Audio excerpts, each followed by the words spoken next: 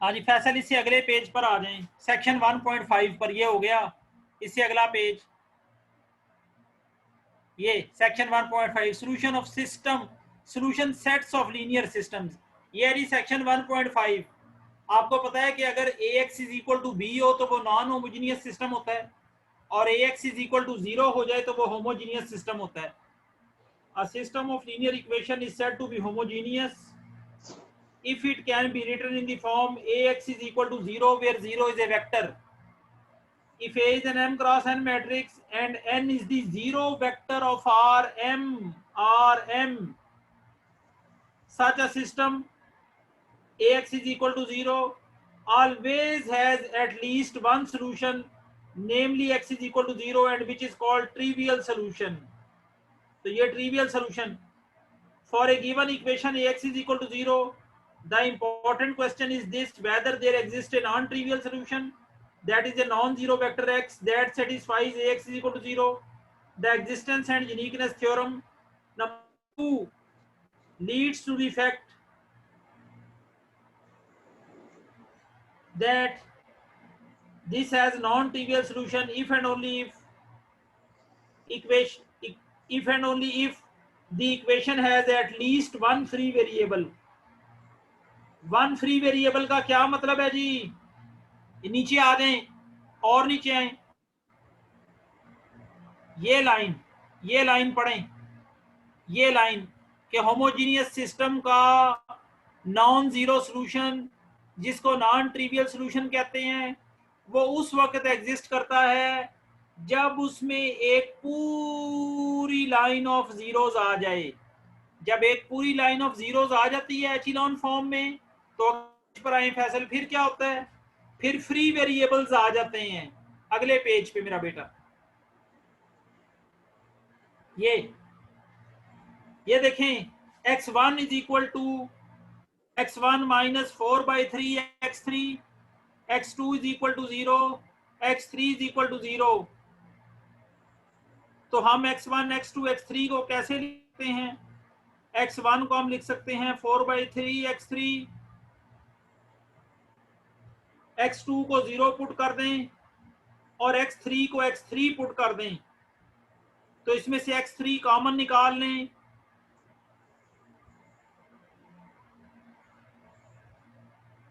ये कौन लाइनें मार रहा है सर? पता नहीं, कोई स्टूडेंट है सर, अब मैंने लगा दिया, उस पर प्राइवेसी लगा दी। ये तो आज फैसल बच्चे ही 10 आए हैं, आता ही कोई नहीं क्लास पढ़ने। आ रहे हैं सर, आ रहे हैं, अभी आ रहे हैं सर, अभी 4-5 और आए हैं। पिछली क्लास में 12 थे मेरा ख्याल है। जी सर, आ रहे हैं, अभी और आ रहे हैं। अच्छा सर सब क्लासेस में ऐसे ही हैं सर। पिछली क्लास में 20 थे सर। 20 थे? Yes sir. अच्छा चलो यार, मैंने आप 15 हो गए, चलो ठीक है। यस सर, आ रहे हैं, अभी आ रहे हैं सर, आ रहे हैं। सर वो खाने का टाइम है ना, इन्हें कहो खाने पे कम जोर दें, ये को वलीमा खान गए हुए हैं। यदि पेट तो फिर खाते ना सर, क्या करें? हाँ बिल्कुल है, तो खाना समझ के खाएं, वलीमा समझ के तो ना खाएं। जी सर। हर खाना ऐसे खाएं जैसे आपका आखिरी खाना हो।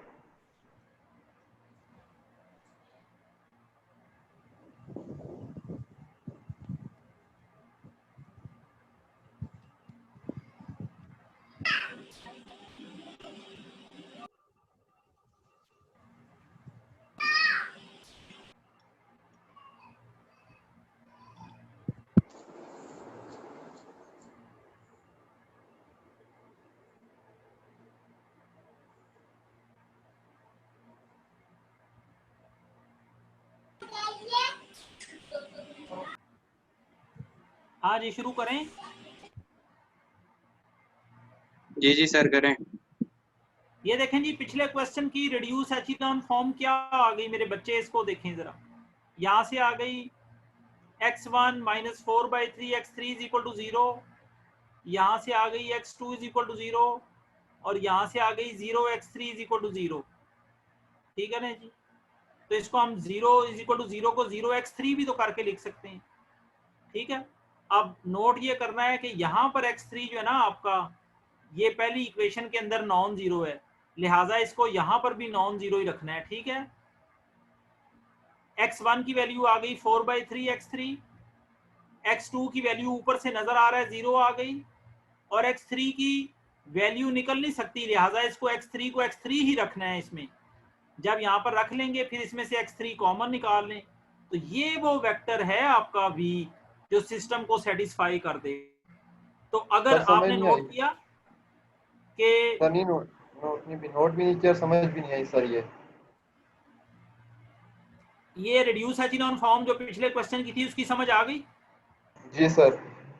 अब इसकी ये इक्वेशनें बनाओ, x1 1x1 plus 0x2 minus 4/x 3x3 is equal to 0, ये इक्वेशन बन गई। ठीक में है। से बन गई x2 इज इक्वल टू 0, और तीसरे में से बन गई 0x3 इज इक्वल टू 0। बन गई कि नहीं बन गई? बन गई। इसमें से x1 की वैल्यू निकाल लें, x2 की वैल्यू निकाल लें, और तीसरे में से 0x3 इज इक्वल टू 0। अब चूंकि पहले क्वेश्चन x3 की कोई वैल्यू नहीं है हमारे पास हम निकाल सकते, तो लिहाजा उसको x3 ही रखना है, ये जहां पे मैं कर्सर फेर रहा हूं। तो फिर इसमें से x3 कॉमन निकाल लें, तो x3 कॉमन होके ये बन जाएगा 4/3 0 1। तो ये वो वेक्टर है। अब नोट करने वाली बात क्या है, वो ये है कि आपके पास वेरिएबल 3 थे। अगर आप पीछे एग्जांपल नंबर 1 को देखें ना, सेक्शन नंबर, फैसल एक पेज पीछे जाएं, ये देखें इसमें कितने वेरिएबल हैं। एग्जांपल नंबर 1 में कितने वेरिएबल हैं? 3 कितने हैं? 3 3। 3 तो तू क्यों कहा था? बोलो 3 है उसमें। अब सर 3 में आपको से आवाज सही नहीं आ रही, 3 बोला। आएगी आवाज पुत्र, आवाज पहुंच जाएगी। तो ये x1 की वैल्यू निकल आई, x2 की निकल आई, x3 के मतलब आप वो लाइन ही 0 हो गई। तो जब हमने पीछे थ्योरम पढ़ा था कि अगर पूरी लाइन 0 हो जाए रिड्यूस एचिलॉन फॉर्म में, तो फिर उसके अंदर फ्री वेरिएबल्स इन्वॉल्व हो जाते हैं। तो यहाँ पर कौन सी लाइन का वेरिएबल 0 हो गया है? थर्ड लाइन का। तो ये x3 फ्री हो गया। तो ये जो ऊपर उसने एग्जांपल नंबर 1 के ऊपर लिखा था ना फैक्ट, कि homogeneous equation ax is equal to 0 का नॉन ट्रिवियल सॉल्यूशन आ सकता है, बशर्ते कि उसमें फ्री वेरिएबल्स इन्वॉल्व हो जाएं।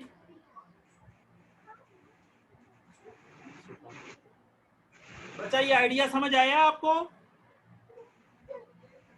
जी सर।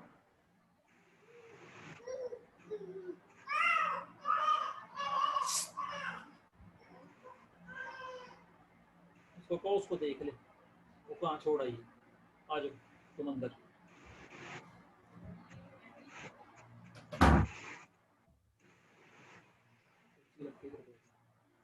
आज एग्जांपल नंबर 1 की समझ आई है? जी सर आ गया। कोई चीज इसमें ना समझ आई हो बच्चा तो बताएं। देखें ये सारा काम एचिलॉन फॉर्म और रिड्यूस एचिलॉन फॉर्म से हो रहा है। ये बहुत इंपॉर्टेंट होता है, इसको सही तरह से समझना।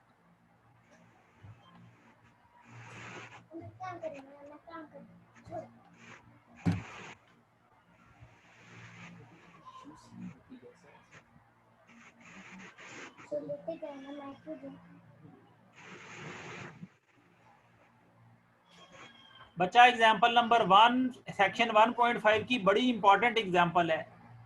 इसके कॉन्सेप्ट्स आपको सारे क्लियर हैं या कोई चीज नहीं क्लियर? सर तो एक वो दो बताएं। रिवीजन कर दें सर इसको थोड़ा सा। देखो एग्जांपल नंबर 1 के ऊपर 2 लाइनें लिखी हुई हैं अलग सी, इनको समझने की जरूरत है। एग्जांपल नंबर 1 के ऊपर, हाँ, जब इक्वेशन की सिस्टम ऑफ इक्वेशन में सारी इक्वेशंस इक्वल टू 0 हों, जैसे एग्जांपल नंबर 1 में तीनों इक्वेशंस इक्वल टू 0 हैं, तो ऐसे सिस्टम को होमोजीनियस कहते हैं। और अगर एक भी नॉन जीरो हो जाए तो उसको नॉन होमोजीनियस कहते हैं। अब वो कहता है कि होमोजीनियस सिस्टम का non trivial other than zero solution निकल सकता है अगर आप उसकी एचिलॉन फॉर्म निकालें और एचिलॉन फॉर्म के अंदर कोई लाइन पूरी 0 आ जाए। ठीक है, अगर एचिलॉन फॉर्म के अंदर कोई भी लाइन पूरी 0 आ जाएगी तो सिस्टम के इनफाइनाइट सॉल्यूशंस हो जाएंगे। इनफाइनाइट सॉल्यूशंस हो जाएंगे। तो अब अगले पेज पर आए, फिर आपने ध्यान से उनको लिखना है। जौन सा वेरिएबल अगले पेज पे, हाँ अब देखो ना, पहली इक्वेशन को गौर से देखो, x1 माइनस 4/3 x3 0, x2 0 और x3 के मुतलक हम कुछ कह ही नहीं सकते, ठीक है ना। तो यहां से ये पता चला अगर हम x1 की वैल्यू कैलकुलेट करें तो वो कितनी आ रहेगी 4/3 x3, x2 की वैल्यू कितनी आ रहेगी 0 और x3 को हम x3 ही छोड़ देते हैं। अब नीचे आ रहे हैं यहाँ पर, ये इस जगह पर, ये देखें, ये नजर आ रही है लाइन, ये वाली, ये लाइन पूरी, ये लाइन जिसपे मैं कर्सर फेर रहा हूँ, ये नजर आ रही है आपको, इससे नीचे वाली लाइन पूरी, सर आपका कर्सर नहीं नजर आ रहा सर, मेरा नजर आएगा, मुझे बताएं सर किस लाइन पे। ये वाली, इससे नीचे वाली लाइन पूरी, ये वाली सर, उससे नीचे सर। ये वाली, हाँ फैसल, इस एक्स के नीचे और नीचे, ये सर। ये हेयर के ऊपर वाली पूरी लाइन, अच्छा ये पूरी लाइन, इस पर कर्सर फेरे, ये देखें ये क्या सॉल्व होके आ गई। तो अब ये जो v वेक्टर आया है आखिर में, इसके अंदर सारे जीरोज हैं या नॉन जीरोज भी हैं? v वेक्टर, v पर फैसल कर्सर रखो, ये सर नॉन जीरो भी है सर। नॉन जीरो हैं। अगर ये सारे जीरो होते तो फिर वो ट्रिवियल सॉल्यूशन होता। अब चूंकि 4/3 और 1 नॉन जीरो हैं, इस वजह से ये होमोजीनियस इक्वेशन का नॉन ट्रिवियल सॉल्यूशन है। इस बात को समझने की जरूरत है। ठीक है सर। एग्जाम्पल नंबर 2 सॉल्व करें जी।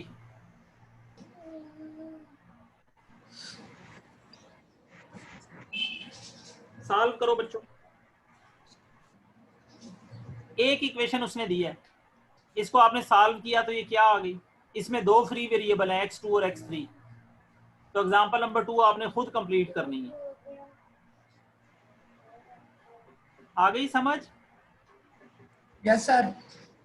अब आए मेरे बच्चे अगले पेज पे।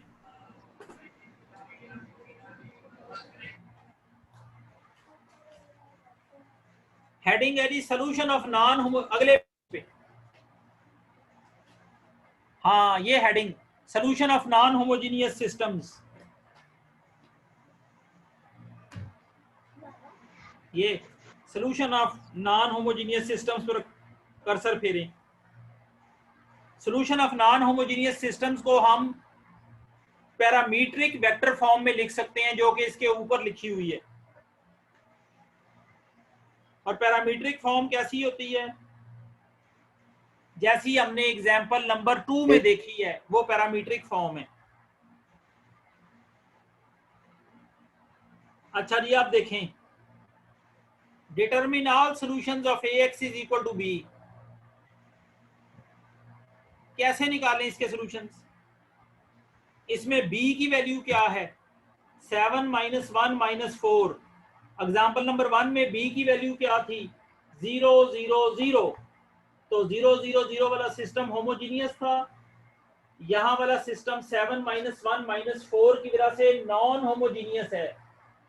तो जिस वजह से b को a के अंदर आगमेंट करें, उसकी एचीलॉन फॉर्म कैलकुलेट करें।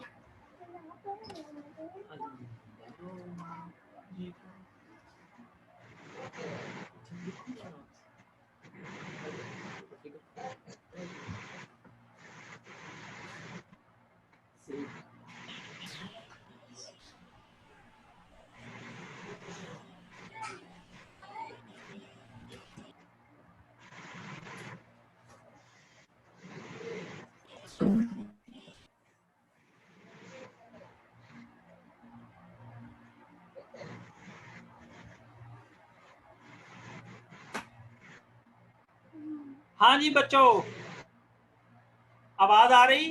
सर आवाज नहीं आ रही। अब आई है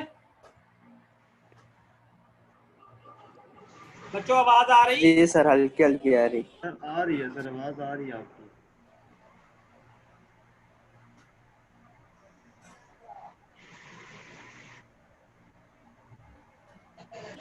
आवाज नहीं आ रही सर। अब आ रही है? अब आ रही है आवाज? जी सर अब आ रही है। अच्छा, ये सर, देखें आवाज फैसल, पहले भी ये मैट्रिक्स ए है, ये जिधर मैं कर्सर फेर रहा हूं इस, हाँ ये बी है। इससे नीचे वाली लाइन में आ जाएं। ये आपने ए के साथ बी को लिख लिया, ये आपने उसकी एचिलॉन फॉर्म निकाल ली, ठीक है ना। क्या एचिलॉन फॉर्म का जवाब आया वो लिख लिया, ये लिख लिया। अब इसकी एचिलॉन फॉर्म में फिर आखिरी रो 0 है, तो इसका मतलब है यहां पर भी फ्री वेरिएबल होंगे। x1 की वैल्यू क्या आ गई, x1 की वैल्यू आ गई -4/3 x1, -4/3 x3, x2 की वैल्यू 2 आ गई, x3 की कोई वैल्यू नहीं आ सकती, हमने x3 को वैसे ही लिख दिया है, 0 = 0। यहां पर आ जाएं, ने x1 x2 x3 कैलकुलेट करने थे, x1 की वैल्यू पुट की, x2 की पुट की, x3 की कोई नहीं आई थी, इसको वैसे ही लिख दिया। अब हमने इसको यूं लिखा, -1 2 0 अलग कर लिया, 4/3 x3, 2 को हम लोग लिख सकते हैं 0 + x3 करके, जीरोस में से अलग कर लिया, x3 अलग कर लिया, -1 2 0 अलग हो गए, और x3 वेक्टर के साथ ये अलग हो गया। तो ये आपका पैरामीट्रिक सॉल्यूशन बन गया। ये अगले पेज पर आए,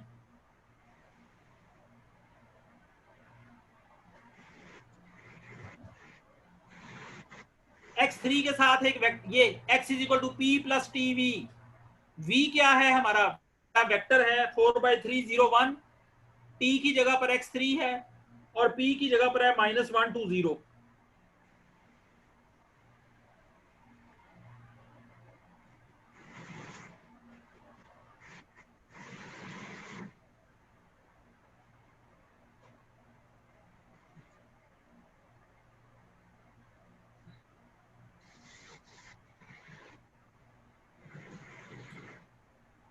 इस पेज को ऊपर करें, इस पेज को ऊपर करें, थ्योरम नंबर 6 पे आए। हाँ जी, p वेक्टर क्या था -1 2 0, और ऊपर आ जाए बच्चा, लाइन लिखी हुई है w = p + vh।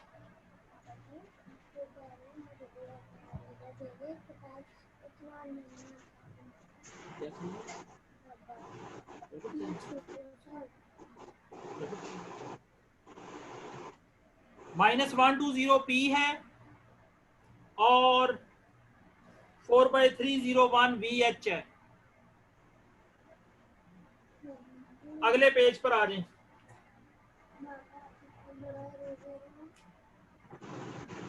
हाँ जी, एक्सरसाइज 1.5 अभी करनी शुरू करें। सर ये ग्राफ समझा दें एक दफा फिर से। फैसल स्लाइड पीछे कर दे, फैसल स्लाइड पीछे कर, ऊंची बोलो, कोई समझ नहीं आई। फैसल स्लाइड पीछे कर। सर ये ग्राफ समझा दें, फिगर 5 ये ग्राफ नहीं पढ़ना, इसकी जरूरत नहीं है आपको। सर थ्योरम 6 समझा दें सर, उसमें क्या कह रहे हैं, उसकी आवाज आपकी कट कट के आ रही थी। थ्योरम नंबर 6 में ये, इससे पिछले पेज पर जाओ ना। ये सर, हाँ, इसके नीचे ऊपर करो, इसको ऊपर ऊपर ऊपर, ये देखो -1 ऊपर करो, जहाँ पे बिल्कुल एंड पर चले जाओ इस पेज के, ये सर, एंड पे जाओ, एंड पे हो सर, फैसल ये आखिरी लाइन पर आओ ना यार।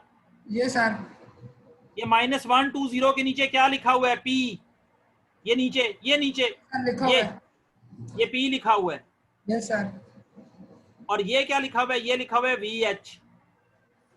ये सर, तो क्या पता चला, non trivial non homogeneous system में, नॉन होमोजीनियस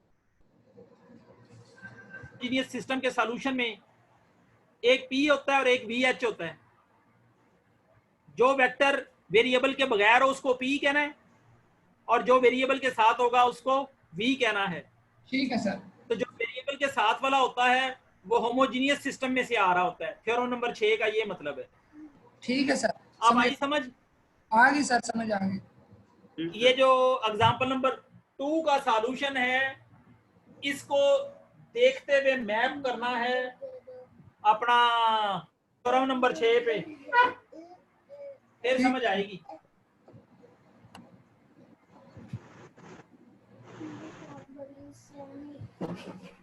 एक्सरसाइज 1.5 पर आ गए।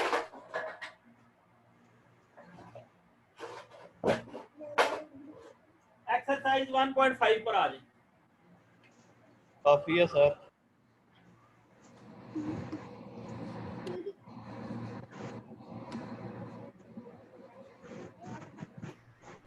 एक्सरसाइज 1.5 के 22 सवाल देखते जाएं और मुझे बताएं कोई इसमें से समझ ना आ रहा हो।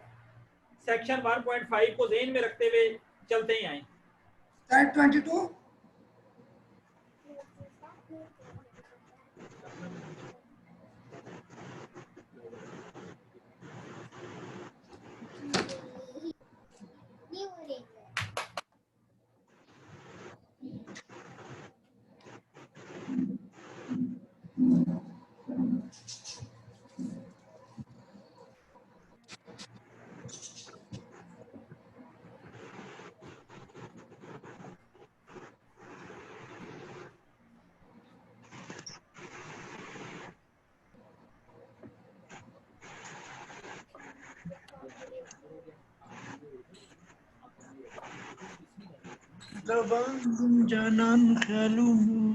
जी फैसल, सवालात देखें, पूरी क्लास देखें, सवालात ठीक है अपना सर। ये जो है 22 तक मायूं है, तैयब है, फैसल है, जो ज़राअत हंजला ज़रार है, जो ये सारे देखें, जो सर भी बच्चा क्वेश्चन कितने हैं? मौजूद है वो सारे सवालात देखें और थ्योरम सेक्शन नंबर 1.5 पर उसकी मैपिंग करें। सर क्वेश्चन कितने देखने हैं 22 तक? मैं 1 मिनट फैसल बता रहा हूँ। फैसल यार ये क्वेश्चन बहुत लेंथी हैं, थोड़े थोड़े क्वेश्चन कम करवाएं, ठीक है ना? 22 क्वेश्चन बहुत ज़्यादा हो जाएंगे।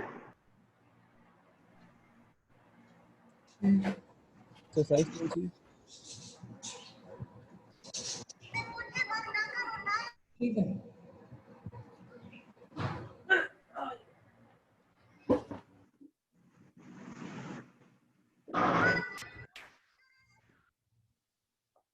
ये मेरे बच्चे 1.5 सेक्शन के 22,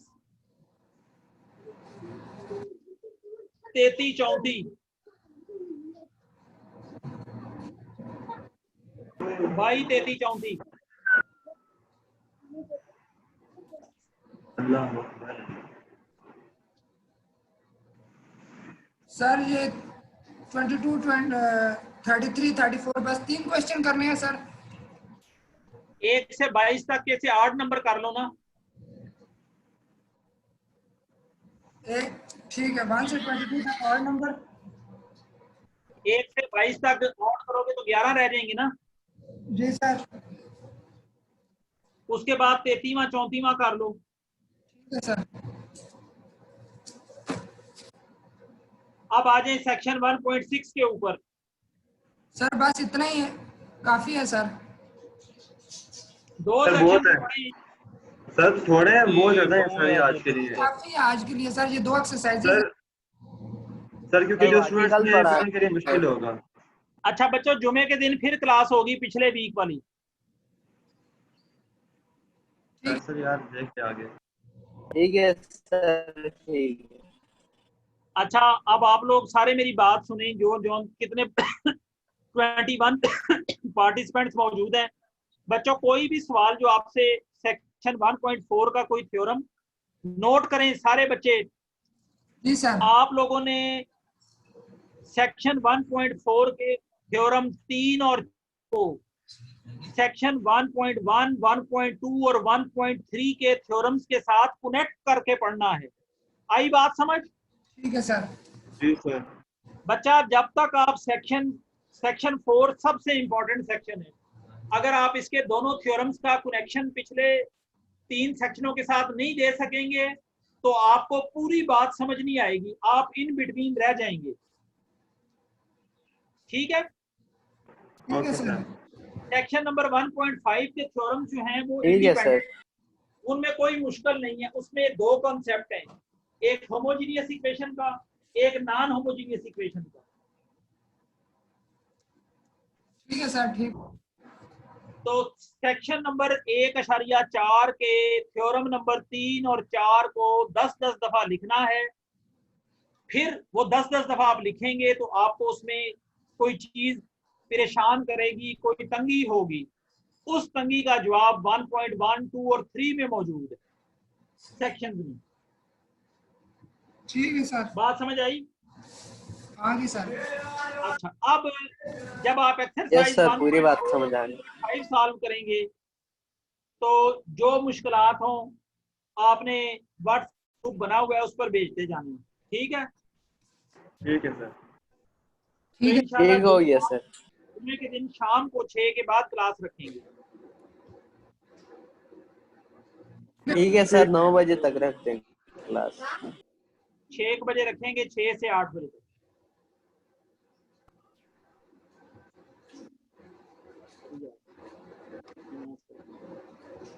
चलें सर, फिर अल्लाह हाफिज। चले ठीक है, कोई चीज पूछनी है तो मैं बैठा हूँ।